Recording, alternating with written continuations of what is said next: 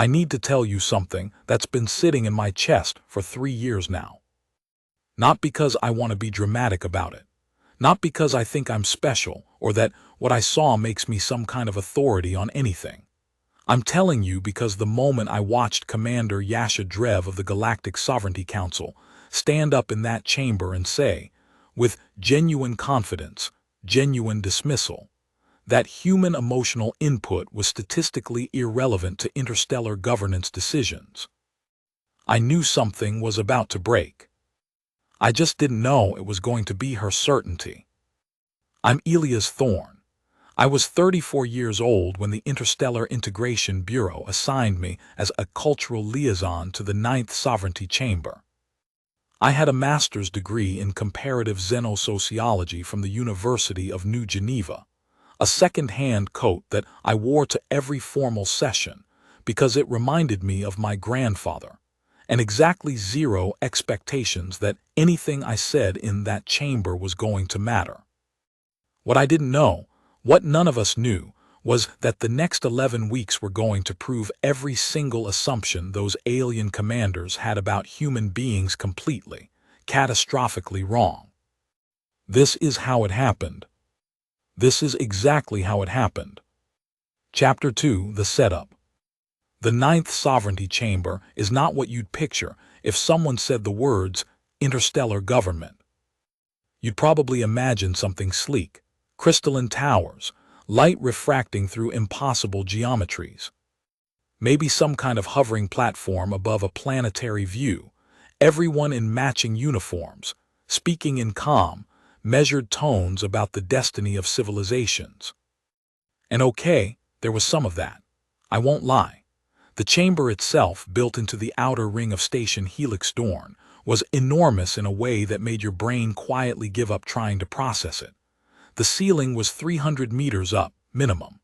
The walls were this deep, almost purple-black composite alloy that the Dravith had engineered specifically to absorb certain spectrums of anxiety-inducing light. I'd read about it before I arrived, and I remember thinking that was a strange thing to optimize for in a government building. Then I got inside and understood immediately. The chamber was shaped like an amphitheater, but not a human one. Human amphitheaters are designed so the audience faces a center stage. This one was designed so everyone faced each other. 7 curved tiers of delegation seats, each one slightly elevated above the last, and at the very center, not raised, not special, actually lower than everything else, a circular floor space that the Dravith called the Vethkel, the speaking ground. That's where you stood when you had something to say that everyone needed to hear. I had been in the chamber 4 times before the day everything changed, and in all 4 of those visits I had never once stepped onto the Vethkel. My job was to sit in the human delegation booth on Tier 3, middle of the stack, which I'd been told was actually an honor, though it didn't feel like one, and provide real-time cultural context to the delegation lead, Ambassador Fiona Reyes, who was brilliant and exhausted in equal measure, and who communicated with me mostly through handwritten notes on actual paper, because she didn't trust any of the digital systems in the chamber not to be monitored. She was right about that, by the way. They were all monitored. The Galactic Sovereignty Council had 12 full member species and 19 observer species. Humans had been observers for 6 years and full members for 3. We were, by any reasonable measure, the newest arrivals at the table. The other full member species had been conducting interstellar governance for anywhere between 400 and 6,000 years. The Keithrani, the eldest of the council species, had developed faster-than-light communication before human beings had invented writing. I am not exaggerating. That context matters, because when you understand that context, you understand why Commander Yasha Drev's dismissal of human input wasn't malicious. It wasn't cruel. It was, from her perspective, simply logical. Why would you weight the opinion of a species that had been spacefaring for 47 years against the institutional knowledge of civilizations that had been navigating interstellar relations for millennia? To her, asking humans to contribute meaningfully to governance decisions was roughly equivalent to bringing a child into a surgery and asking for their thoughts on the procedure. Not offensive, just not useful. And for the first 4 months of my assignment, if I'm being honest, there were moments when I half agreed with her. Let me describe the station for a moment, because it matters to how I felt every day I was there. Station Helixdorn was, at the time, the largest constructed structure in what we called the mid-spiral region, a stretch of the galaxy spanning roughly 400 light-years that contained most of the Council member homeworlds. It had been built and rebuilt over 1,200 years, and you could feel that in the architecture. Old sections of the station had corridors sized for the Dravith, who averaged about 2.5 meters tall and moved in this slow, deliberate way that made you feel like you were watching something ancient even when they were just walking to a meeting. Newer sections had been retrofitted for the smaller species, humans, the Ilari, the Cephani, and they had this slightly apologetic quality to them, like the station knew you didn't quite fit. I had a cabin in Section 7C, which was one of the retrofitted human-compatible areas. The ceiling was just high enough that I didn't feel claustrophobic. The bunk was sized approximately right if I kept my knees slightly bent, and the environmental system managed to maintain something close to a standard Earth day cycle, which helped with sleep. What helped less was the gravity. Helixdorn ran at 0.94 standard, slightly below Earth baseline, and after about 2 weeks, your body starts to feel it in this weird background way, like you're perpetually very slightly lighter than you should be. It sounds like it should feel good. It doesn't. It feels like the floor is never quite as solid as it should be, like every step you take has a tiny fraction of uncertainty in it. I mentioned this to my colleague, Dr. Suri Akafer, who was the human delegation's xenobiology specialist, and who had the remarkable ability to find everything interesting rather than unsettling. She said, think of it as your body learning that its assumptions about the universe aren't always right. I told her that was an annoying amount of wisdom for 6 in the morning. She laughed and said that was fair. Suri was from Lagos originally, had spent 15 years doing field research on Keithrani colony worlds, and spoke 4 non-human languages with what other delegates described as a troublingly accurate accent. She had this quality about her that I noticed immediately and struggled to name, a kind of complete attention when she looked at you, like she'd actually turned the rest of the world down slightly. Alien delegates responded to it. Even the ones who found human beings generally uninteresting would stop and actually look at her when she was talking. I thought about that a lot in the weeks that followed. The morning of the day, everything started with a budget debate. Not a dramatic budget debate. The Galactic Sovereignty Council's budget debates were, in my experience, extremely thorough, moderately contentious, and about as exciting as watching paint dry in a very large and impressively lit room. The Council was discussing resource allocation for the Fringe Corridor, a stretch of sparsely populated space along the outer edge of Council territory, and specifically whether the proposed expansion of the Fringe medical network was fiscally justified given current infrastructure strain. This is the kind of debate where a human delegation's input was considered, at best, marginally relevant. The Fringe Corridor had 3 human observation posts and no permanent human settlements. The populations affected by the medical network decision were primarily Cephani and a smaller community of Torathi migrants who had been living in the corridor for 2 generations. Ambassador Reyes had asked me the night before to pull together any cultural context that might be useful if she was called on to speak. I'd spent 3 hours going through demographic reports, medical utilization data, Cephani cultural attitudes toward institutional healthcare, and a 12-year longitudinal study on Torathi community health outcomes that had been commissioned after a fever epidemic wiped out about 1/3 of one of their corridor settlements in 2198. I brought all of that. I had notes organized by topic, cross-referenced against likely counterarguments, with key figures written in large enough text that Reyes could read them without putting on her reading glasses in session, which she hated doing because she thought it made her look unprepared. She told me it was thorough work. She also told me that the likelihood of her being called on to speak was low. She was right. For the first 3 hours of session, the human delegation sat and listened and took notes. The Dravith Economic Bloc argued for a phased expansion over 8 years. The Keith Ronnie delegation, represented by Elder Councillor Vethani, who was approximately 420 years old and had the energy of someone who had been moderately irritated for several centuries, argued that 8 years was too slow given current Sefani population growth projections. And then Commander Yasha Drev of the Alari Military Council, who was technically there in an advisory capacity, but who had a habit of making statements that restructured entire debates, said something that made every human delegate in the chamber go very still. She said, and I'm translating here because the Alari use a conceptual compression language that doesn't map perfectly onto English. The emotional arguments being raised regarding Torathi community cohesion and Sefani cultural resistance to centralized medical facilities are affecting the efficiency of this analysis.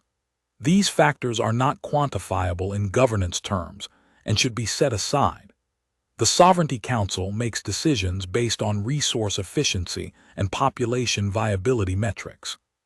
Subjective community experience is not a productive data category. She said it very calmly, very reasonably. She said it like it was simply true.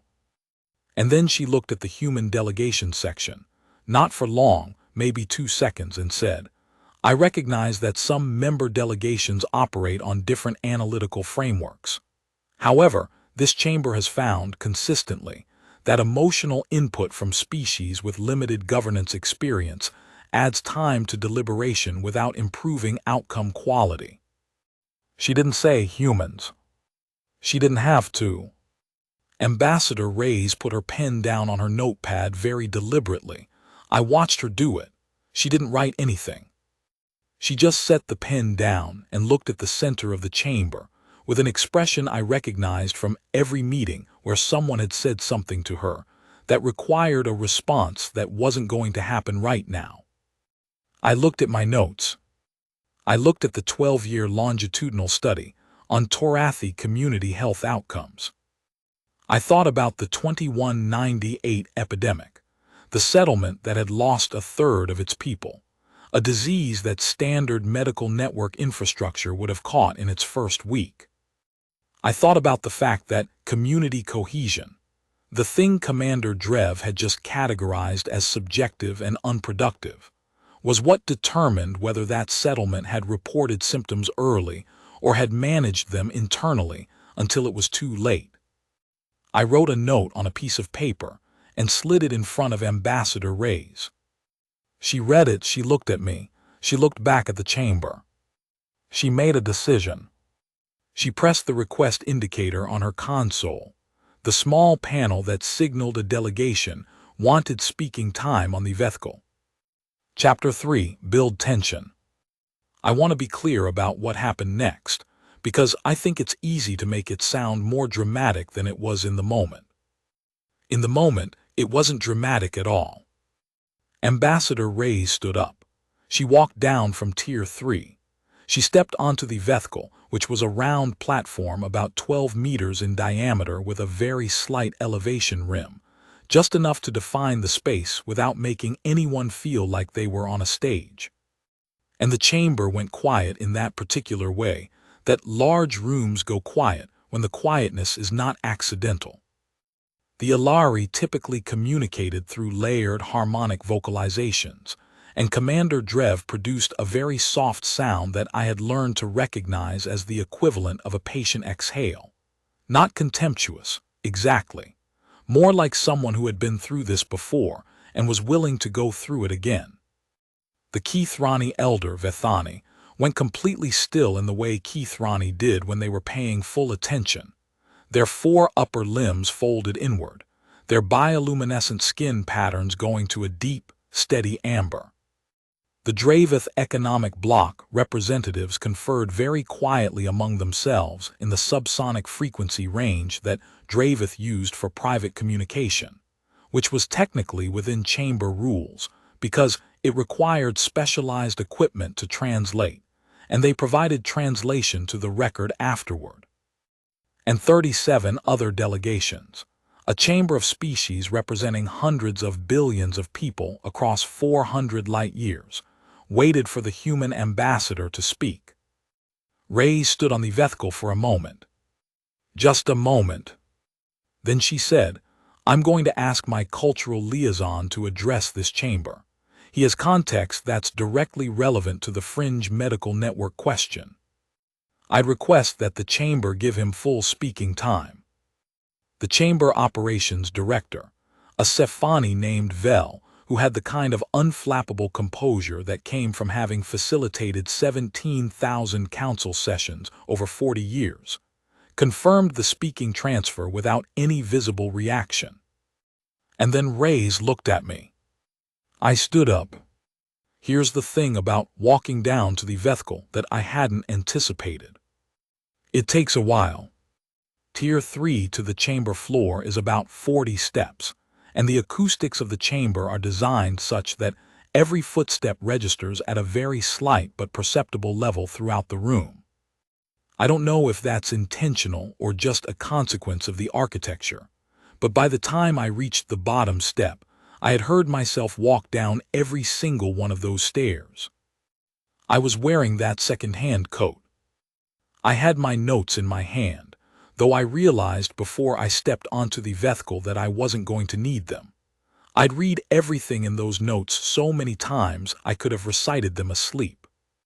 I stepped into the speaking ground. The floor of the vethkel was a slightly different material from the chamber floor, just slightly softer, which you could only feel through your shoes, and only if you were paying close attention. I paid close attention. I looked up, and I want to try to describe what it was like to stand in the center of that chamber, because I've never quite found the right words for it. You're surrounded by 7 tiers of delegations, 12 full-member species, 19 observers. You're in a room that has hosted governance decisions affecting entire star systems.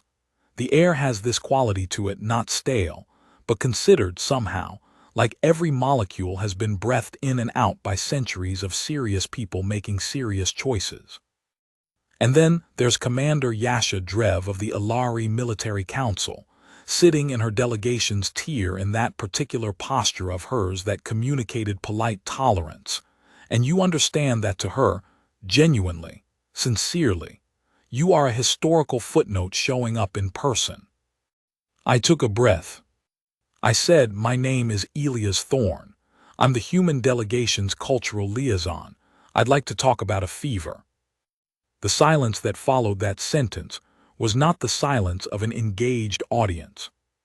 It was the silence of a room full of very experienced diplomatic professionals who had just heard something unexpected and were recalibrating. I kept going. In 2198, a respiratory fever outbreak began in the Torathi migrant settlement designated FR7 in the Fringe Corridor. The settlement had a population of approximately 2,300 people. By the time the outbreak was formally reported to Sovereignty Medical Infrastructure, it had been active for 31 days. I let that sit. The reason it wasn't reported for 31 days is the same reason Commander Drev just categorized as subjective and unproductive. The Torathi in FR7 did not trust centralized institutions. Not because they were irrational, not because they lacked information about available services, because their community had a 70-year history of interactions with governing bodies that treated them as a population variable rather than a group of people with a perspective worth understanding. I watched Commander Drev. She was listening, not visibly engaged, her posture hadn't changed, but she was listening.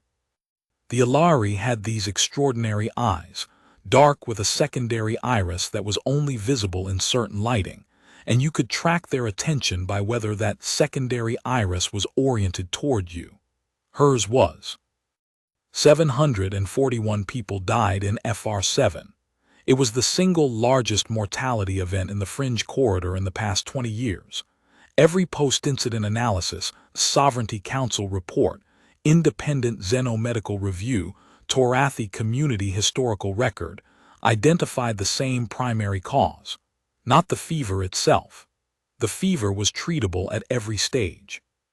The primary cause was a 31-day delay driven by community distrust of reporting to institutions that had never demonstrated genuine interest in understanding Torathi experience.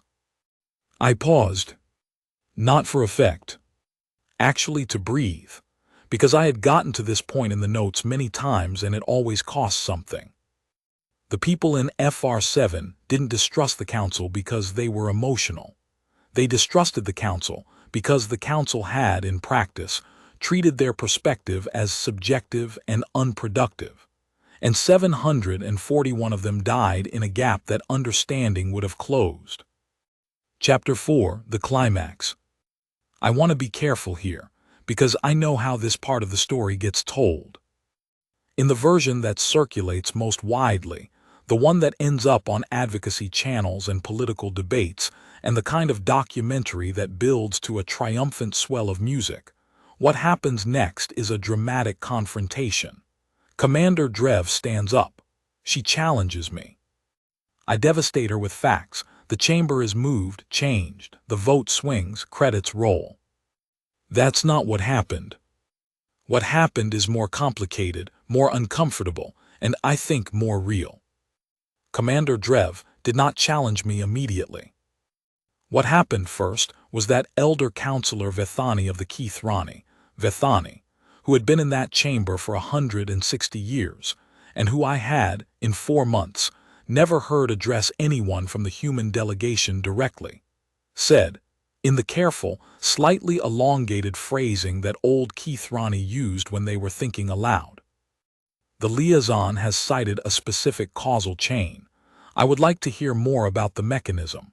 How, specifically, did community distrust create a 31-day delay? What were the actual behavioral sequences? And the room, the entire room, shifted slightly, in the way rooms shift when someone important has just decided something matters. I answered Vethani. I described the community health network in FR7, run by a Torathi elder named Kes Davan, who had served as an informal medical coordinator for the settlement for 12 years, and who had a relationship with the community that no centralized institution had. I explained that Kes Davan had recognized the fever in its first week, had begun managing it with the settlement's own resources, had not reported it to Sovereignty Medical, because the last time the settlement had flagged a health concern to council infrastructure, 4 years earlier, a different, less serious outbreak. The response had included a mandatory population health assessment that the community experienced as invasive, that had disrupted settlement operations for 2 months, and that had produced a report recommending demographic restructuring of FR7 that the community interpreted, not unreasonably, as a suggestion that they should relocate. So Kes Davan had managed the fever for 3 weeks on her own, with the resources she had, while the outbreak grew beyond her capacity to control it. And she had waited until she had no other option before she called for outside help. And by then 741 people were already dead. Kes Davan is not a symbol, I said. She's a specific person who made specific decisions based on specific experiences with this institution. Her decisions were rational given her history. The question is not whether she should have trusted the Sovereignty Medical Network more. The question is whether the Sovereignty Medical Network had given her community any reason to trust it. Vethani was quiet for a moment. Their amber skin patterns had shifted. I didn't know that pattern, and I made a mental note to ask Suri later. Then Vethani said, what would she have needed to see, specifically? Specifically, I thought about it. Evidence that reporting a problem didn't result in the problem being solved by removing the people. That's the baseline. After that, consistency. Responsiveness that treated community leadership as a partner rather than a compliance subject. Maybe just once, someone from council infrastructure asking Kess Davin what she thought the problem was before telling her what the solution would be. The chamber was very quiet. I became aware, gradually, that I had been on the vehicle for 22 minutes. I know because there's a timer inset at the edge of the platform, visible to the speaker but not to the audience, and it shows elapsed time in small numerals. Most speakers on the vehicle stay for 5 to 8 minutes for standard addresses. I noticed Commander Drev had shifted her posture. Not dramatically. She hadn't stood up, hadn't done anything telegraphed. But the Ilari had a particular way of carrying their torso when they were engaged versus when they were processing socially, and Drev had moved from the latter position to something closer to the former. Then she made a request. She pressed her delegation's speaking indicator. The Chamber Operations Director acknowledged it. Drev stood. She did not go to the vehicle. Ilari custom was to speak from their delegation position when responding to someone already on the speaking ground, a tradition that dated back something like 2,000 years, and that I'd read about in a footnote but had never seen in practice. She said, "The liaison's account cites a specific incident. I do not dispute the data. 741 fatalities is not a disputable figure. My question is whether the lesson to draw from this incident is that the Council failed to communicate the value of its medical network effectively to the FR7 community, or whether the lesson is the one the liaison is suggesting, that the community's subjective experience should have been treated as a governance variable." It was a good question. It was actually a genuinely good question, and I want to be fair to her about that. I said, "I think the distinction you're drawing between communicating value and treating experience as a variable is the thing I'm trying to collapse. Because I don't think you can communicate the value of your institution to a community that doesn't trust it without first genuinely treating their experience as something that matters. You can't sell trust. You have to demonstrate it. And demonstrating it starts with actually listening to what the community is telling you about their experience." Drev considered that. She said, "And you believe human beings, specifically, have something to offer this chamber in that regard?"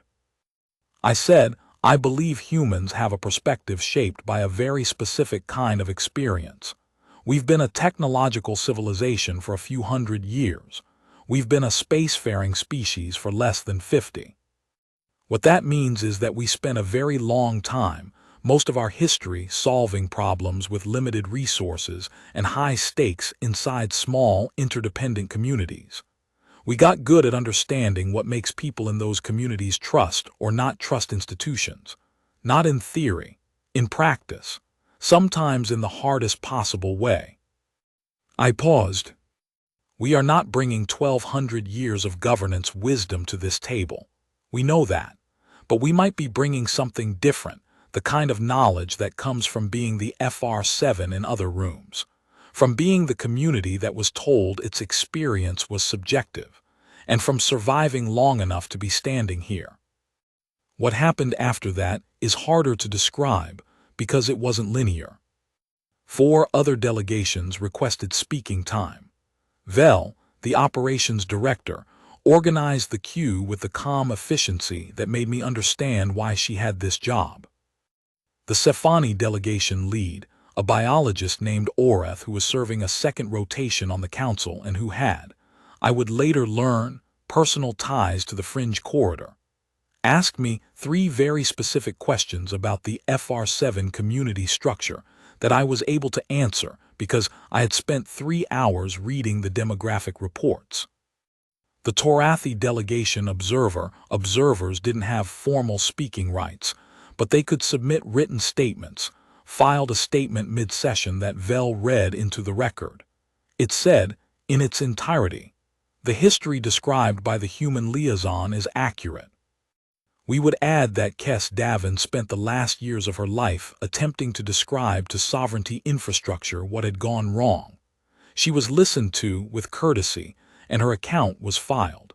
We have not been able to confirm whether it was read.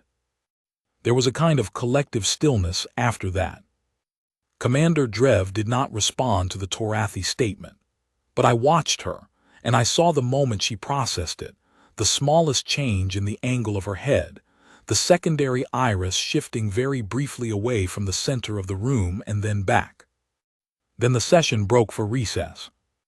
I was standing in the corridor outside the chamber, near a water dispenser that produced something technically potable but that I had never fully made peace with, when Commander Drev came and stood next to me.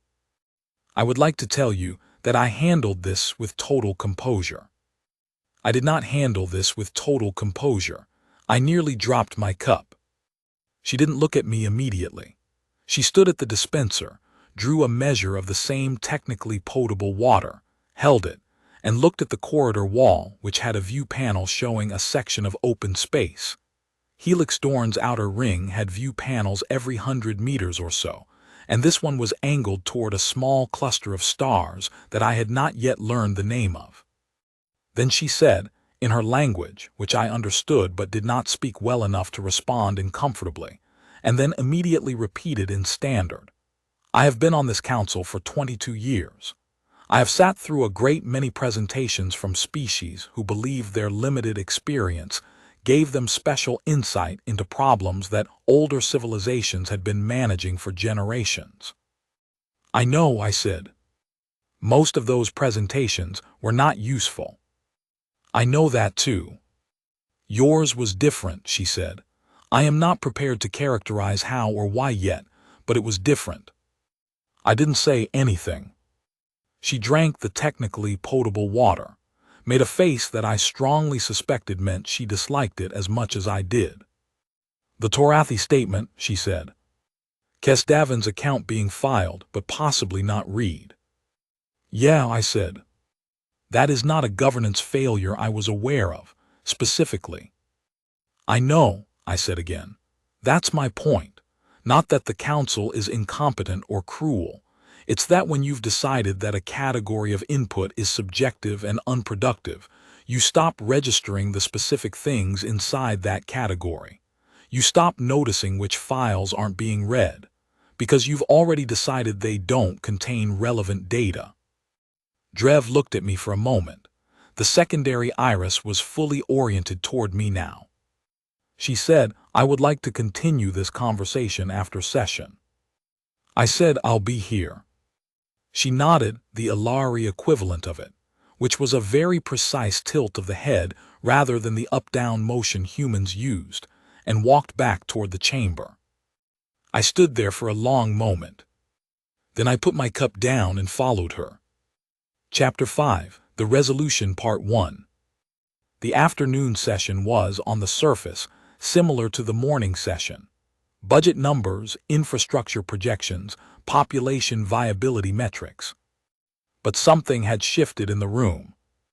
I don't know how to quantify this exactly. I don't think it can be quantified, which is maybe the whole point, but the way the delegations were interacting with each other had changed. Not dramatically, just by a few degrees. The Sefani delegation lead, Orath, asked 2 questions during afternoon session that referenced community experience and trust infrastructure.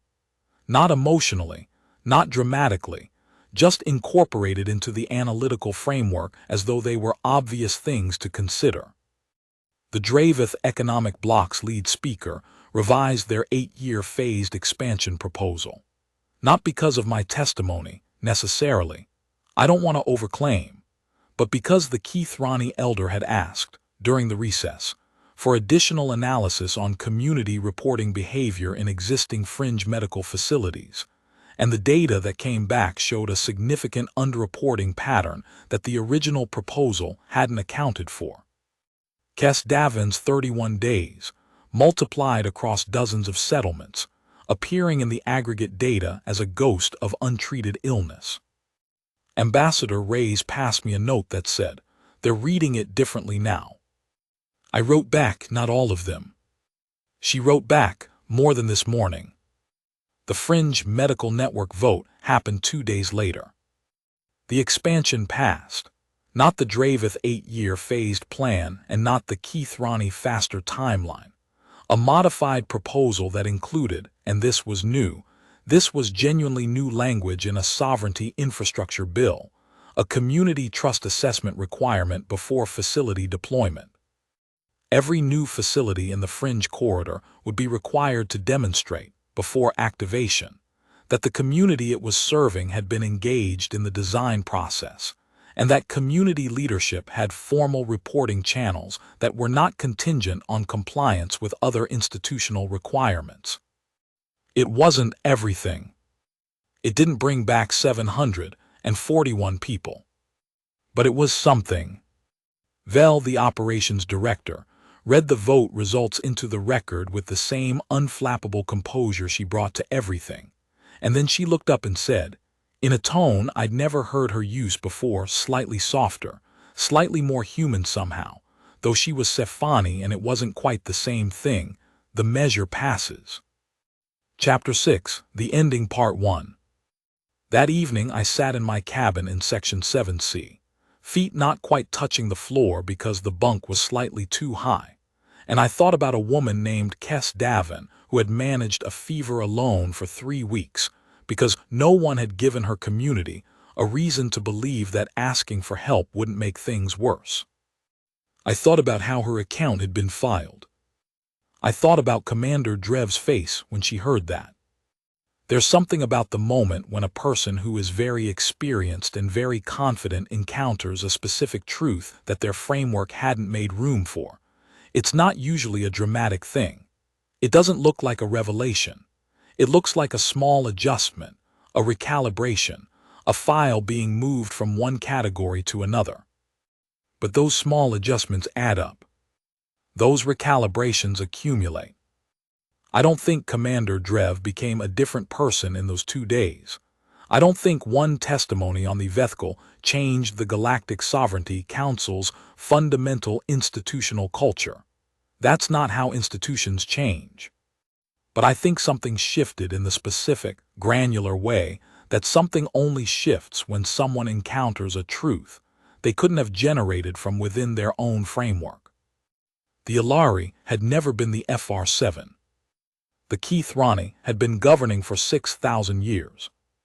The Dravith had economic models for everything. But none of them, none of those 12 ancient, experienced, sophisticated civilizations, had ever stood in a room where their input was categorized as subjective before they opened their mouths. Until they met us. And we knew exactly what that felt like. There is a line I've thought about since that day. Something Suri said to me the next morning when I told her what had happened with Commander Drev in the corridor. I said I wasn't sure if it had actually changed anything, or if I was just telling myself it had. Suri thought about it for a moment. Then she said, "You know what the oldest Keith Ronnie governance proverb is, the one they use at the start of every council session?" I didn't. Even the eldest river has not visited every shore. She let that sit.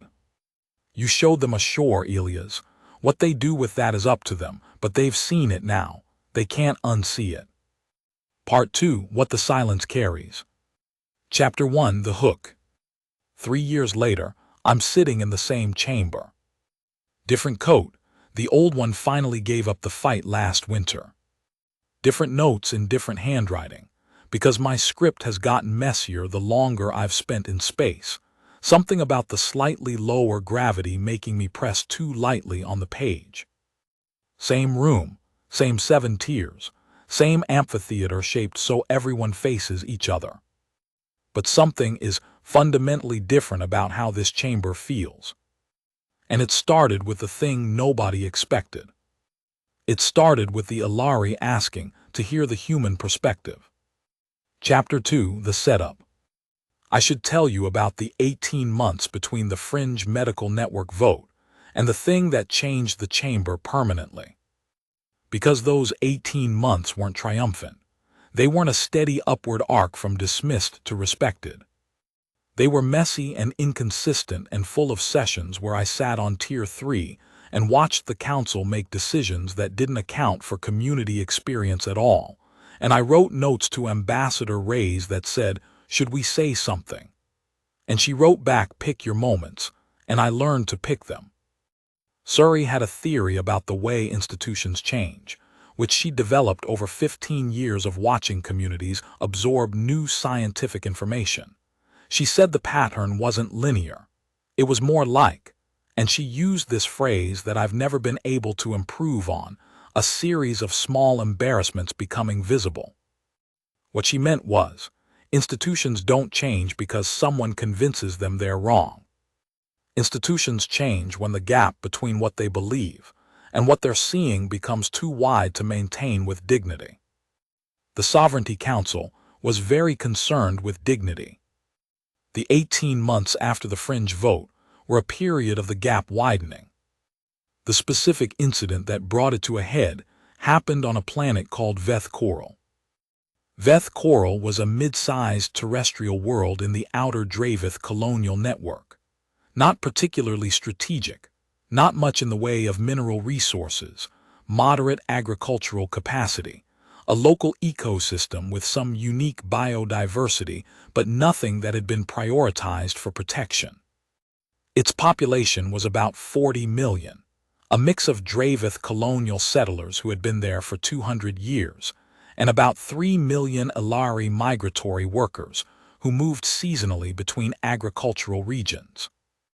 The council had been managing a resource extraction negotiation on Veth Coral for 4 years. Standard procedure. The Dravith Colonial Administration submitted extraction plans. The council's environmental division reviewed them. Adjustments were made based on ecosystem impact projections. Final approval granted. 40 million people. 4 years. The council's environmental division had filed 6 reports. Not once had anyone from the council actually gone to Veth Coral. The extraction expansion was approved in the 3rd month of my 2nd year on Helix Dawn. I wasn't in the session where it happened. I was doing background research in the library section of the station, but I got the notification on my council comm and noted it and moved on. 11 days later, the Veth Coral Colonial Administration sent an emergency transmission to the council. The agricultural watershed system in the planet's northern hemisphere, the system that provided irrigation for approximately 60% of the planet's food production, had been compromised by the initial phase of the extraction operation. A tectonic assessment error.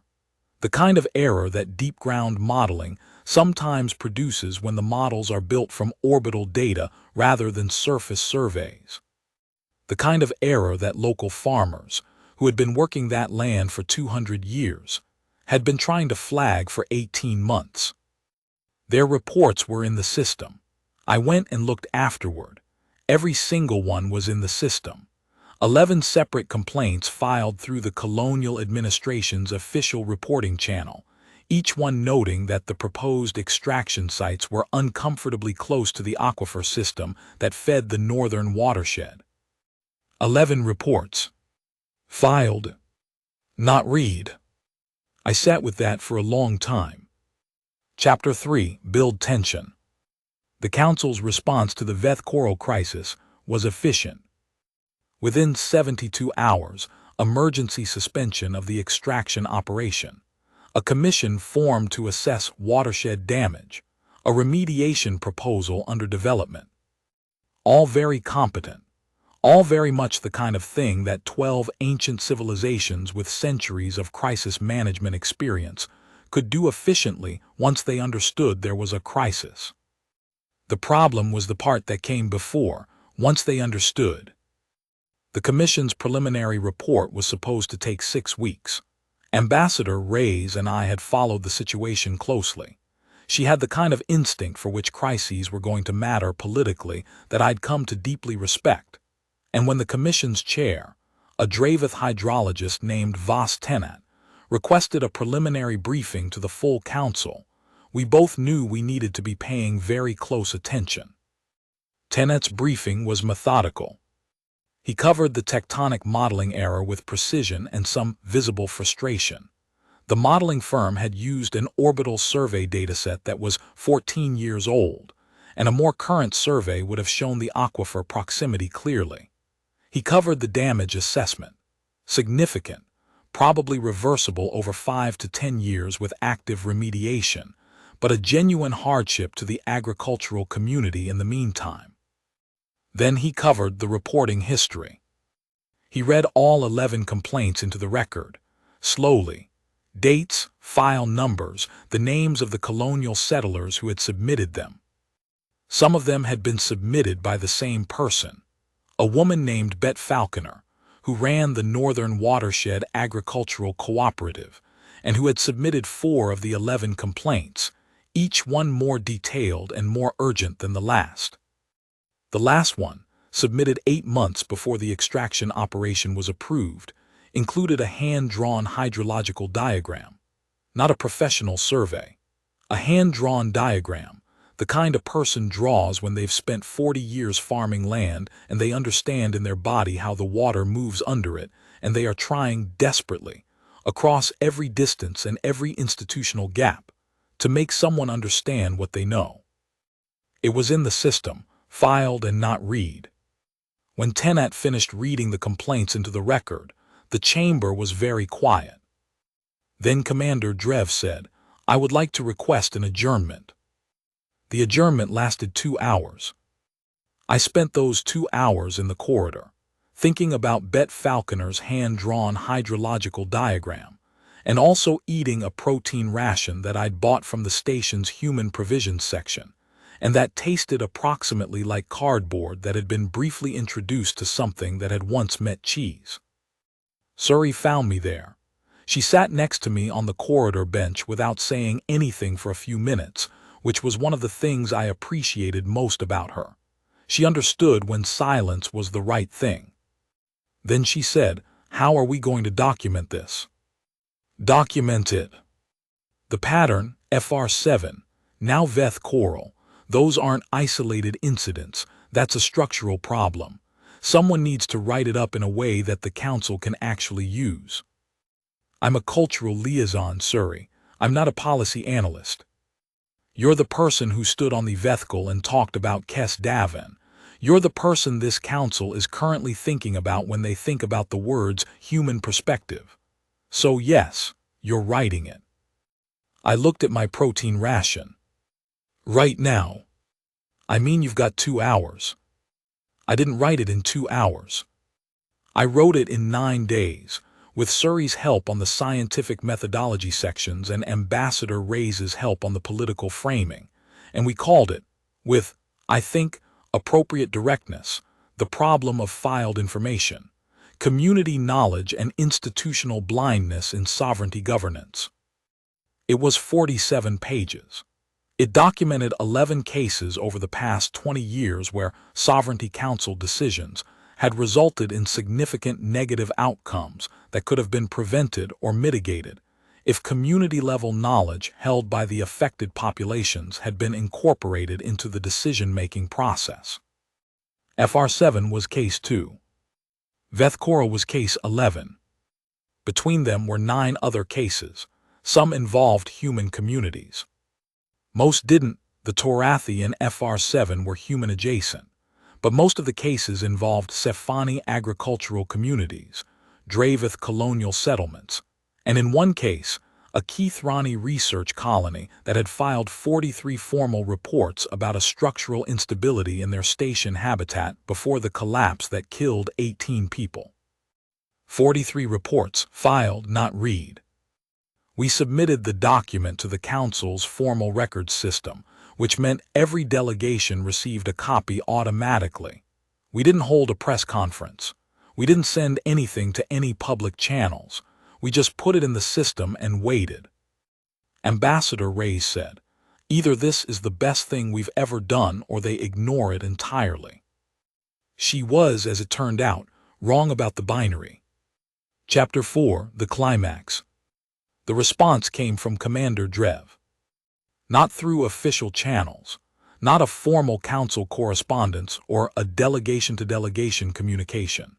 She sent me a direct message through the station's internal comm system, the same informal channel that people used to coordinate lunch or ask if someone had left a jacket in the chamber anteroom. And it said, in standard, very simply, "I would like to meet with you and Dr. HFY, not in session.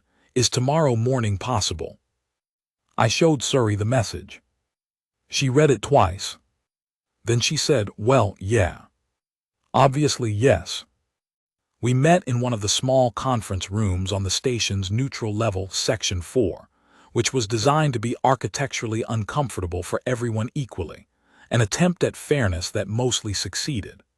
The furniture was scaled for the mid-sized species and was technically usable by both Ilari and humans without being quite right for either. Commander Drev was already there when we arrived. She was sitting at the conference table with two colleagues I hadn't met. She introduced them as her analytical team, both Ilari, both with the same precise posture she had, and a printed copy of our document with extensive markings on it. Not corrections, annotations, questions. She had read it closely, very closely.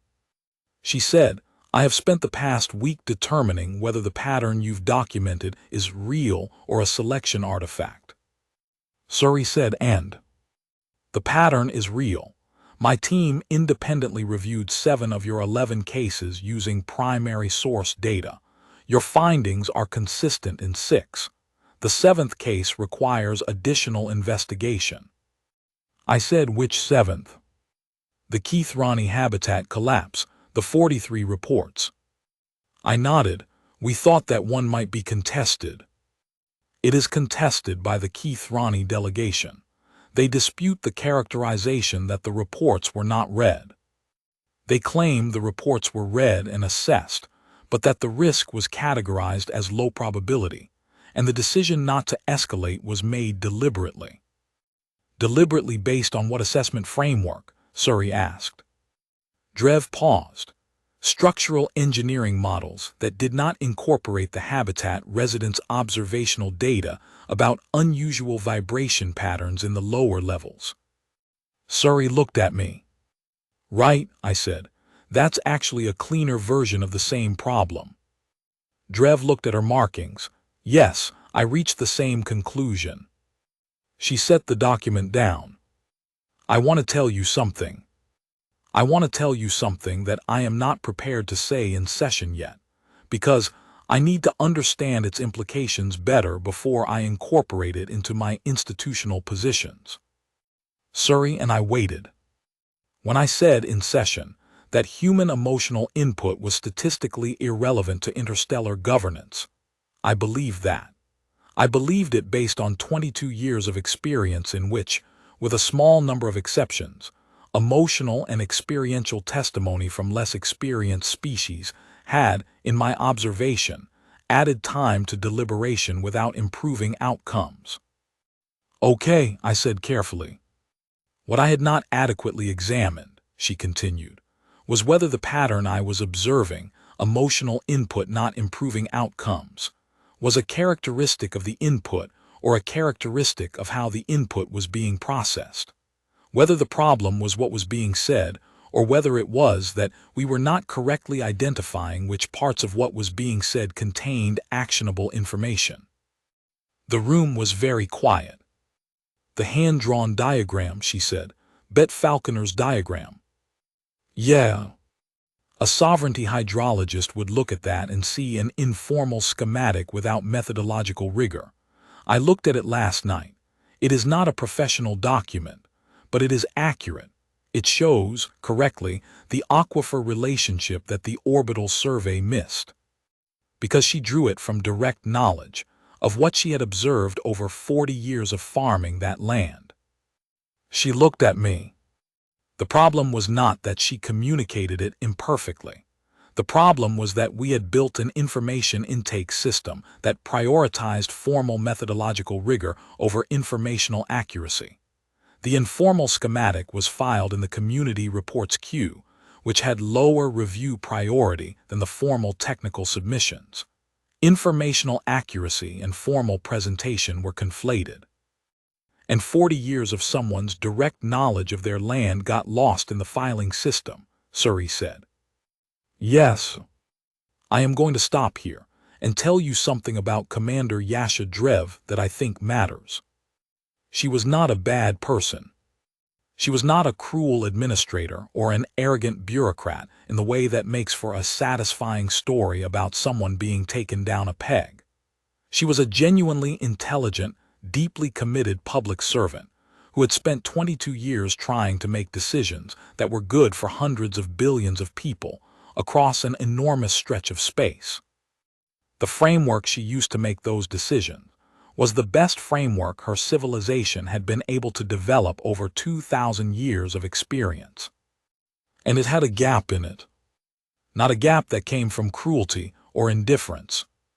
A gap that came from the fact that, for most of those 2,000 years, the Ilari had been governing primarily Ilari populations, with Ilari cultural frameworks for knowledge and communication and institutional trust, and the formal versus informal distinction in their information systems made perfect sense in that context. It just didn't generalize. It didn't generalize to communities with different relationships to formal institutions. It didn't generalize to knowledge that existed in the body and hands of a farmer rather than in the database of a survey firm. It had never needed to generalize before. And now it did. The meeting with Drev lasted 3 hours. By the end of it, she had asked us to produce a methodology, not a policy paper, a specific operational methodology, for identifying and categorizing community knowledge in council information systems in a way that didn't require it to meet formal technical standards to be assigned review priority. She said, "I'm not asking you to do this because I believe humans have a unique insight that other species lack. I am asking because your document demonstrates familiarity with this specific problem that my team currently does not have." Surrey said, "That's basically what unique insight means." Drev made the head tilt that was her version of a nod. Fair. We produced the methodology in 3 weeks. We called it, and I'll give Surrey full credit for the name, the Direct Knowledge Integration Framework, DKIF. It was 22 pages of operational guidelines for how to identify, categorize, and route community-sourced information in the Sovereignty Council's document management system. It was not glamorous work.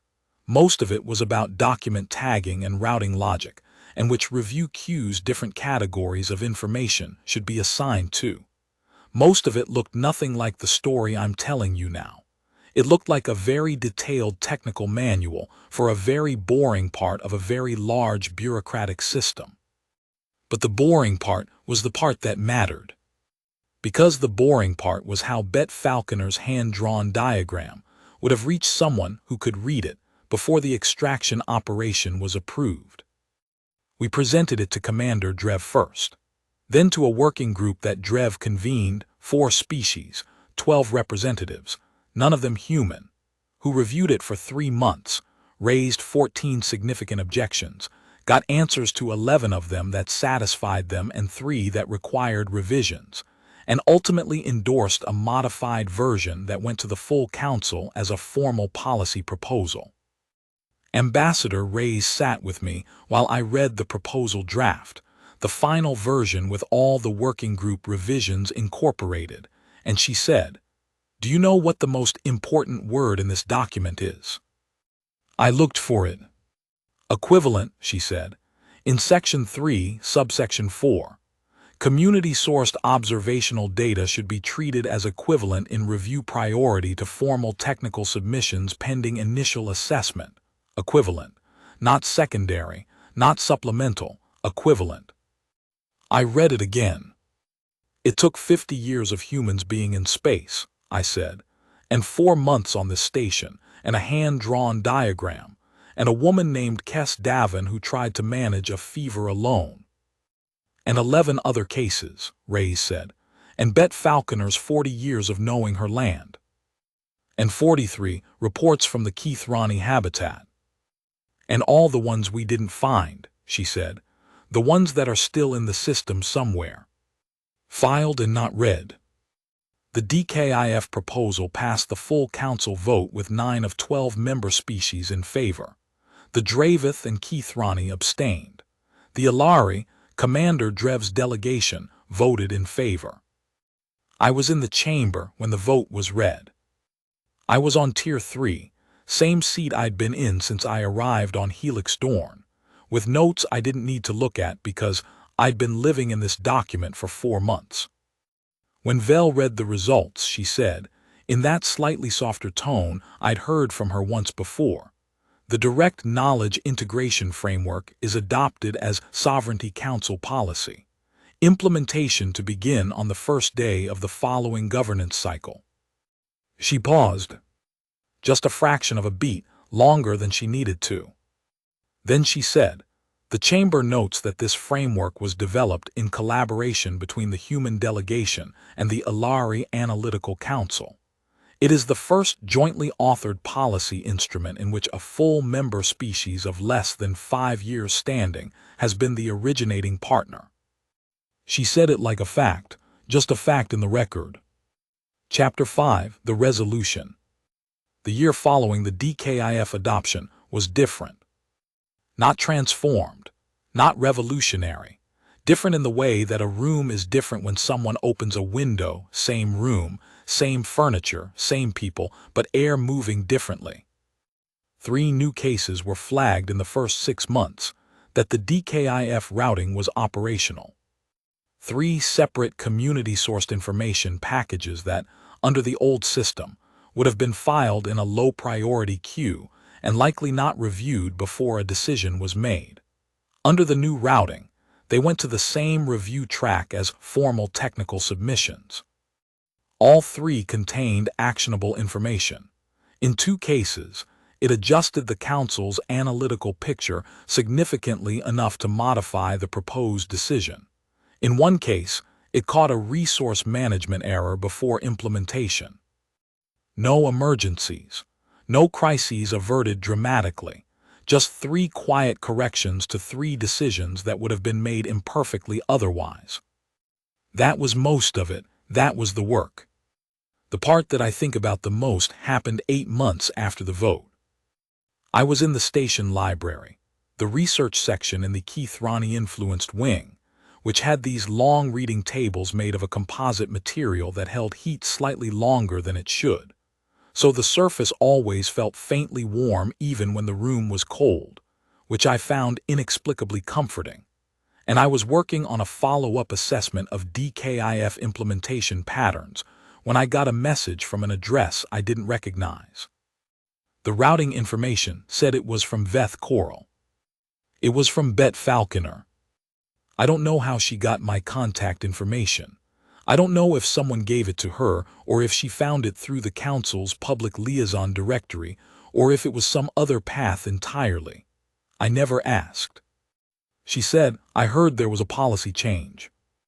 That the Council adopted something related to the kind of reports we filed. I don't fully understand the details, but I wanted to ask, did our reports help? I sat at that warm table for a long time. Then I wrote back. I told her about the DKIF. I explained what it did. I told her that Section 3, Subsection 4, equivalent in review priority, was informed by the fact that a hand-drawn hydrological diagram, because it lacked formal methodological presentation, had been filed in a low-priority queue and not reviewed.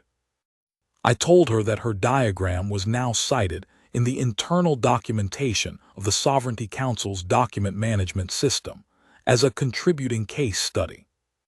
Not by her name, Council internal documentation was anonymized at the community level, but her knowledge was in there. Her 40 years of farming that land were in there. She wrote back 2 days later. She said, that's something. She said, tell whoever needs to hear it, we weren't being difficult. We were just trying to make sure someone knew what we knew.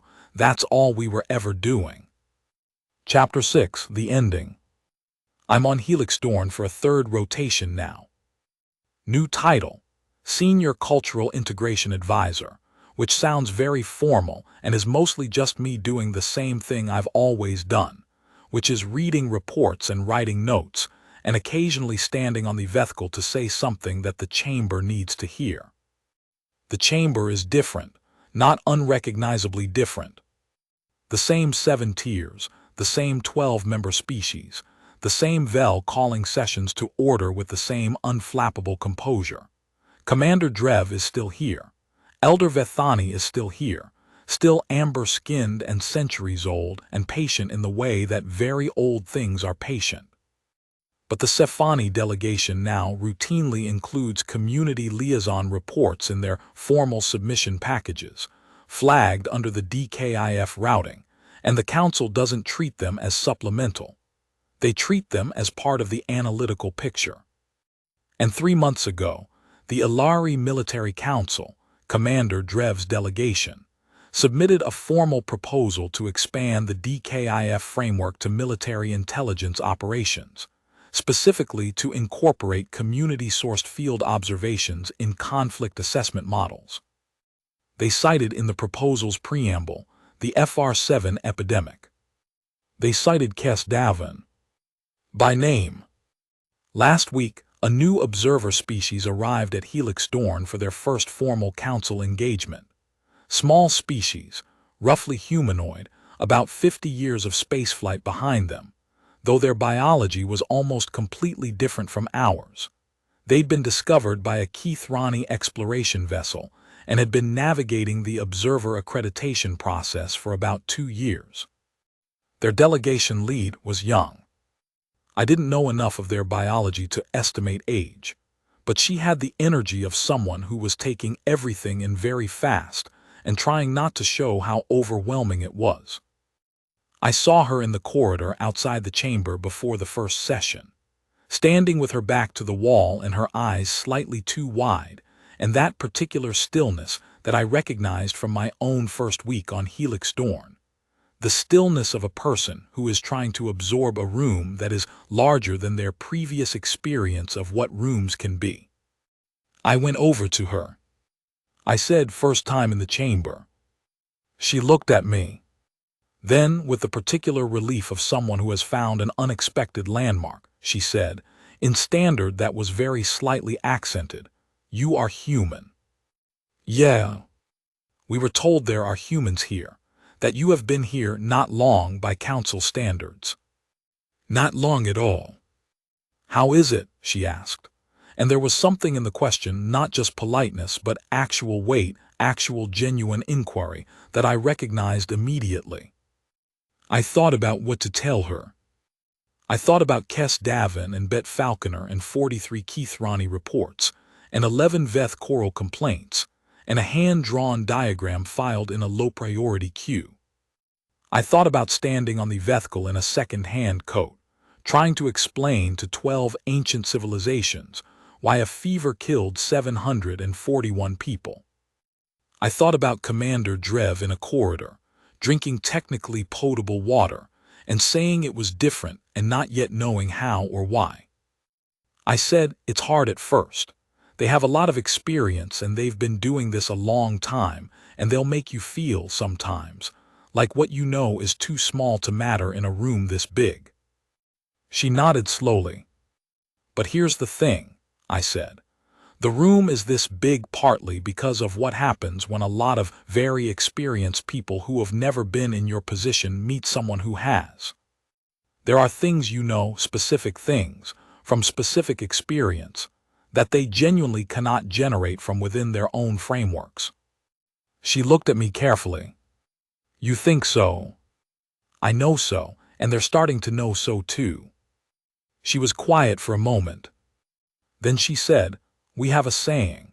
Roughly translated, the young river does not know the shape of the sea, but it knows the shape of the land it crossed to get there." I felt something settle in my chest. I said, "That's a good saying." She said, "Thank you for telling me. I think I needed to hear it." I said, "Yeah, I think I did too when I first got here. Someone should have told me." There's a view panel near the library section. One of the ones that looks out from the station's outer ring toward a cluster of stars that I now know are called the Venn array by the Keithrani, and the soft lights by the Cephani, and nothing yet by humans, because we haven't been there long enough to have named them. I go there sometimes in the evenings when I've been in session all day, and I'm trying to decompress. I stand there and look at those stars, and I think about what it means to be new. Not in an anxious way. Not in the way I used to think about it in the first weeks on Helix Dorn, when new felt like a deficit, like something I would need to overcome or compensate for or apologize for. New differently. New like a river that doesn't know the shape of the sea yet. New like the knowledge that comes from crossing hard land. New like a hand-drawn diagram, informal and methodologically imperfect and precisely true, waiting in a filing system for someone to finally open the right folder. They never wanted to hear the human perspective. Not because they were wrong, exactly. Because they were experienced. Because they had centuries of data and millennia of institutional wisdom, and they had sat in rooms like this one 1,000 times before we arrived. But they had never sat in a room where someone categorized their input as subjective before they opened their mouths. They had never been the FR7. They had never filed 43 reports. They had never drawn a diagram with their hands and watched it disappear into a system that didn't know how to read it. We brought that. We brought the specific, granular, lived knowledge of what it means to be the community on the other side of the institution's decision. And what they learned from it didn't just change a policy. It changed what they understood a room like this one was for. Bet Falconer still farms the northern watershed on Veth Coral. The remediation took 6 years, not 5, and the aquifer is not exactly what it was before, close, but not exactly. She told me in a message last spring that the water table has been steady for 18 months, which is the first time she could say that since the incident. She said the cooperative is doing a new survey this year. Professional survey, orbital data updated, the full formal package. She said she's also drawing the diagrams, just in case. Just so someone knows what she knows.